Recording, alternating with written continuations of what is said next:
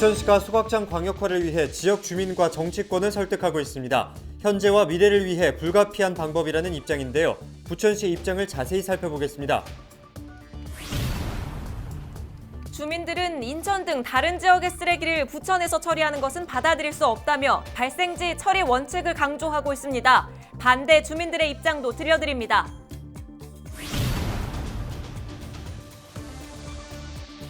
한국형 실리콘밸리를 꿈꾸는 인천 스타트업 파크가 25일부터 문을 엽니다.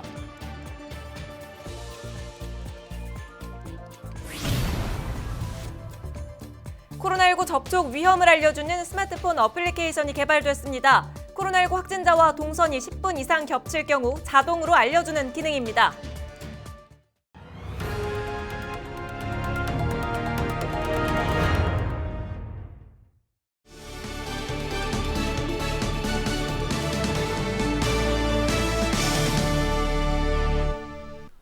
여러분 안녕하십니까? 헬로티비 경인뉴스입니다. 헬로티비 뉴스가 부천 쓰레기 소각장 광역화 논란과 관련해 연속 기획 보도를 준비했습니다. 요즘 부천에서는 인천, 서울과 함께 소각장 광역화를 추진하려는 부천시와 또한 막으려는 주민들의 대립이 연일 이어지고 있습니다. 기획보도 첫 번째 순서는 소각시설 현대화, 이제는 불가피한 선택이라는 부천시 주장부터 들어보겠습니다. 이정하 기자가 취재했습니다. 각자 자기 쓰레기들도 자기 동네에 하지 말라고 지금 난리치는 이 마당에 어떻게 하면 타지요? 돈만 받으면 답니까? 솔직히 쓰레기 받아가지고 털어주는데 그 근처에 공원, 뭐 자전거 타는 공원 그런 거 만들면 솔직히 준비를 얼마나 하겠습니까? 지금 모든 사람들은 꼭 피해만 보고 살아야 되는 건 정말 궁금합니다.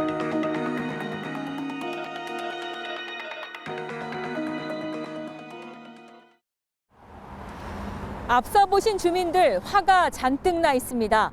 지난해 11월 부천시가 자원순환센터의 광역화를 공식적으로 밝히는 자리에서 나왔던 주민들의 목소리입니다.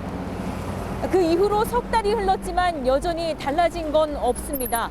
부천시는 왜 지역민들이 이토록 극구 반대하는 광역화를 추진해야만 한다고 하는 것일까요? 지난 2000년 9월 들어선 부천 자원순환센터. 환경부가 정한 내구연한 15년의 세월을 훌쩍 넘었습니다. 생활 폐기물 하루 300톤 규모를 소각할 수 있도록 설계됐습니다. 이마저도 시설 노후화로 현재는 230톤 정도만 처리할 수 있다고 알려져 있습니다. 부천시는 앞으로 이 낡은 시설 대신에 부천과 인천, 서울 강서구가 함께 사용하는 소각장 900톤급 규모를 신설하겠다는 계획을 내놨습니다. 수년 내로 3기 신도시인 대장지구가 들어서는 상황에서 환경 기초시설의 증축이 시급하다는 게 부천시의 입장입니다. 지금 부천시가 처한 상황 등 고려해서 미래에 대한 대비를 좀 해나간다는 각오로 추진할 계획을 가지고 있습니다. 이거 저희로서는 준비하지 않을 수 없는 그런 상황입니다. 소각장 논란, 이번이 처음은 아닙니다. 부천시는 지난 2016년에도 경기 안산시 등과 광역 소각장을 논의하다 주민 반대로 포기했습니다. 5년 만에 다시금 광역시설에 대한 논의가 고개를 든 겁니다. 무산됐던 소각장 광역화가 다시 추진된 이유는 여기에 있습니다. 부천시의 입장에서는 3개 지자체가 함께 광역화를 추진할 경우 국비 지원을 50%까지 받을 수 있습니다. 여기에 더해 운영비 역시 20%나 절감된다는 주장입니다. 이로써 부천은 단독으로 현대화를 진행할 때보다 1,200억 원에 달하는 사업비를 아낄 수 있습니다. 또 낡을 대로 낡은 시설도 사업을 더는 미룰 수 없는 이유입니다. 세월이 흐르는 동안 경기도 내 공공소각장 26곳 가운데 절반 이상이 노후화됐습니다. 일부 지자체는 이미 소각장 기능을 지하화하는 등 현대화 정비에 속속 나서고 있습니다. 소각, 음식물, 재활용, 하수 처리 4가지를 지하에 설치하다 보니까 지상에 있는 공원, 어떤 친환경적인 요소를 가진 체육시설 설치하다 보니까 어떤 이미지가 폐기물 처리시설의 이미지가 전혀 없다는 거. 부천시는 다른 지역의 선례를 검토하고 있지만 대부분 자체 소각장에 그칩니다. 부천의 광역 소각장 추진이 실제 현실화된다면 국내 최대 규모가 될 전망. 이 때문에 지역민의 반대를 잠재울 대안 찾기가 쉽지 않은 형편입니다. 우리 사회에서 배출되는 쓰레기가 넘쳐나서 이것을 소화하기 위해서 소각장 증설이 필요하다면 당연히 그런 상황에서 많은 주민들이 좀 설득을 할 수가 있겠죠. 근데 지금 상황에서는 소각장만 크게 짓겠다고 하는 것은 우리 동네도 생각하지 않고 시민들의 정서도 못 담아내는. 인천시는 수도권 매립지를 오는 2025년까지 폐쇄하겠다는 뜻을 밝혔습니다. 부천시는 이대로라면 하루에 180여 톤에 달하는 쓰레기가 처리되지 못한 채 남겨지게 될 것이라 말합니다. 결과적으로 노후된 시설의 현대화가 꼭 필요한 시점이지만 사업비와 운영비가 큰 부담이 되는 상황입니다. 지역민 반대 속에서도 부천시가 오는 2028년까지 광역화를 추진하겠다는 이유입니다. 불신, 여러 가지 일이 좀 있는데 그런 신뢰를 회복하는 과정들을 여러 또 의견도 모아보고요. 그런 마음대로 형성해 나갈 기회를 가지고 있습니다. 수도권 지자체들이 지역 내 쓰레기를 줄이기 위한 계획부터 속속 발표하고 있습니다. 반면 광역화 전략을 전면에 내세운 부천시에서는 자구 노력을 포함한 자원순환 정책은 자취를 감춘 것이 아니냐는 지적까지 잇따르고 있습니다. 헬로티비 뉴스 이정합니다. 네, 앞서 보신 것처럼 부천시는 광역 소각장의 필요성을 강조하고 있는데요. 반대하는 주민들의 입장도 들어봐야겠죠. 주민들은 인천 등 다른 지역의 쓰레기를 부천에서 처리하는 것은 받아들일 수 없다고 주장하고 있습니다. 발생지 처리 원칙에 따라 쓰레기를 각자 처리해야 한다는 건데요. 이재필 기자가 반대 주민들의 입장을 들어봤습니다. 지난 2000년 운영을 시작한 부천 자원순환센터. 지역 주민들은 그동안 자원순환센터의 소각장에서 나오는 악취와 쓰레기를 나르는 차량에서 나오는 비산먼지로 고통을 겪었다고 하소연했습니다. 특히 소각장이 들어서면서 부동산 등 재산권에도 큰 타격을 입었다고 강조했습니다. 20년간 피해를 입었는데 여기에 더해 광역 소각장을 추진하니 화가 난다는 게 반대 주민들의 목소리입니다. 특히 부천 소각장은 환경부에서 정한 사용 연한도 넘긴 상황. 주민들 사이에서는 사용 연한을 넘긴 만큼 이제는 다른 지역에 소각장을 건설해야 한다는 주장도 나옵니다. 이렇게 20년이라는 세월을 이렇게 어떻게 보면은 헌신했다고 볼 수도 있잖아요. 공헌했다고 볼 수 있잖아요. 그러면은 다른 지역에 입지 선정위원회를 만들어서 뭐 타당성 있는 곳에 우리 지역에다만 하지 말고 그럼 다른 지역에다가도 한번 할 수 있는. 소각장을 이전할 경우 새로운 갈등을 야기할 수 있는 만큼 기존 소각장을 활용하는 데에는 동의한다는 목소리도 있습니다. 하지만 광역 소각장은 받아들일 수 없다는 게 반대 입장 주민들의 한결같은 주장입니다. 부천에서 발생한 쓰레기는 처리할 수 있지만 인천과 서울 등 타 지역에서 발생한 쓰레기까지 떠맡을 수는 없다는 겁니다. 주민들은 발생지에서 쓰레기를 처리해야 한다는 이른바 발생지 처리 원칙을 강조하고 있습니다. 인천시가 수도권 매립지 종료를 외치며 경기도와 서울시에 자체 쓰레기 처리를 요구한 것과 같은 논리입니다. 본인 지역에 나오는 본인 쓰레기는 본인 치우게 돼 있는 거예요. 그래서 우리 부천 쓰레기만, 부천 쓰레기는 우리가 소각을 하는 데 대해서는 뭐 당연지사. 한번 들어오기 시작한 내부 쓰레기는 절대 막을 수가 없다.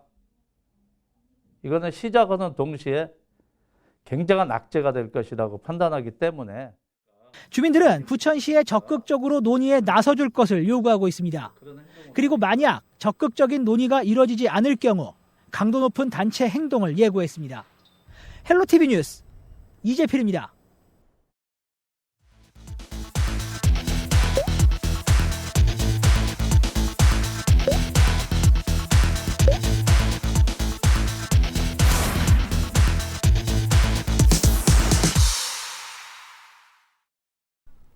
민선 7기 인천시는 민관 협치를 지속적으로 강조해 왔는데요. 지난 2019년에는 인천시 민관협치 활성화 기본조례를 제정하기도 했습니다. 이 조례를 근거로 구성된 인천민관동행위원회가 민관협치를 위한 권고문을 인천시에 전달했습니다. 원태규 기자가 보도합니다. 인천민관동행위원회가 인천민관협치 활성화 정책 권고문을 박남춘 인천시장에게 전달했습니다. 권고문은 협치문화 정착을 위한 협치 사례 발굴과 협치제도 개선을 권고했습니다. 또 협치교육 제도화, 협치 플랫폼 확장 등의 내용을 담았습니다. 인천민관동행위원회는 이번 권고가 원활히 이행될 수 있도록 기본 계획에 반영하고 관련 예산 등 세부 조치를 이행할 걸 권고했습니다. 이번에 전달된 권고문은 민관동행위원회에서 지난 한 해 동안 공론화 과정을 거쳐 이룬 합의사항입니다. 박남춘 시장은 이번 권고안을 기초로 다른 지역과 차별화된 인천형 협치 모델을 구축할 수 있도록 적극 노력하겠다고 밝혔습니다. 되돌릴 수 없는 하나의 제도적 틀과 문화로 자리 잡게 하기 위한 노력을 해야 된다고 봐요. 살고 싶은 도시 함께 만드는 인천을 슬로건으로 정한 인천시. 민선 7기 인천은 시민의 직접적인 시정 참여를 강조해왔습니다. 시는 온라인 시민 소통 창구를 운영하고 주민 참여 예산제를 확대하는 등 다양한 방법으로 시정 참여를 지원했습니다. 이번 정책 권고안이 인천의 민관협치 모델을 한 단계 더 발전시키는 계기가 될지 주목됩니다. NIB 뉴스 원태규입니다. 경기도가 이재명 지사의 주택 공급 모델인 기본주택을 분양주택 수준의 품질로 건설하겠다고 밝혔습니다. 이를 위해 도는 방수와 단열재, 바닥 완충제를 보강해 누수와 결로, 층간소음 등 기존 공공임대주택의 3대 하자를 예방할 계획입니다. 또한 마감재 품질을 개선하고 발코니와 세대당 주차 공간 등도 확장해 건설할 예정인데요. 이 밖에도 준공 후 10년 후부터는 3년마다 노후화를 점검해 리모델링을 추진하겠다고 밝혔습니다. 경기도는 전문가 검토 등을 거쳐 올해 하반기에 기본주택 통합설계 기준 확정안을 발표할 예정입니다. 경기도 기본주택은 30년간 장기 임대할 수 있는 임대형과 토지는 공공이 소유하고 주택만 개인이 소유하는 분양형 등 두 가지 방식이 있습니다. 수도권을 중심으로 아파트 가격 상승이 이어지고 있는 가운데 지난달 경기도의 청약 경쟁률이 전국 최고를 기록했습니다.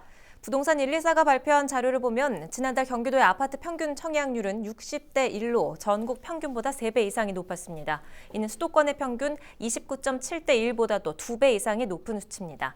다음 달 분양 물량도 경기도는 23,500가구로 전국 분양 물량의 3분의 1을 차지하는 등 최고를 기록할 전망입니다. 최근 경북 안동 산불 등 대형 산불이 자주 발생하면서 경기도가 봄철 산불 대비 대응에 나섰습니다. 도는 산불 발생 건수가 많아졌다며 점검반을 구성해 도내 31개 전 시군을 대상으로 대응 태세 점검을 진행한다고 말했습니다. 경기도는 올해 산불 방지를 위해 산불 진화 헬기 20대, 산불 진화 인력 1,005명 운영 등 대응 태세를 더 강화해 피해 면적을 줄일 계획입니다. 올해는 초기 진화를 위해 진화 헬기 임차 예산 20억 원을 증액했고 산불 진화, 지휘 차량 18대를 새로 도입했습니다. 경기도가 1,000만 원 이상 고액 상습 체납자를 대상으로 현장 징수 활동을 강화합니다. 가택 수색 등을 통해 압류한 물품은 9월 중 공매할 계획입니다. 도는 또 가택 수색을 통해 고액 수표를 집에 은닉하는 행위나 고급 수입차를 운행하며 세금 납부를 미루는 행위 등에 대해서도 조사할 계획입니다. 경기도는 지난해 10월 전국 최초로 실시한 비대면 온라인 전자공매를 통해 총 4억 6천만 원의 체납액을 징수한 바 있습니다. 계양구가 7기 블로그 기자단을 모집합니다. 블로그 기자단은 일반 기자와 학생 기자로 나누어서 모집하는데요. 일반 기자 모집 기간은 22일부터 다음 달 7일까지이고 학생 기자는 다음 달 1일부터 14일까지입니다. 계양구 블로그 기자단으로 위촉되면 1년 동안 활동하게 되며 채택된 기사에 대해 소정의 원고료와 자원봉사 시간도 받을 수 있습니다.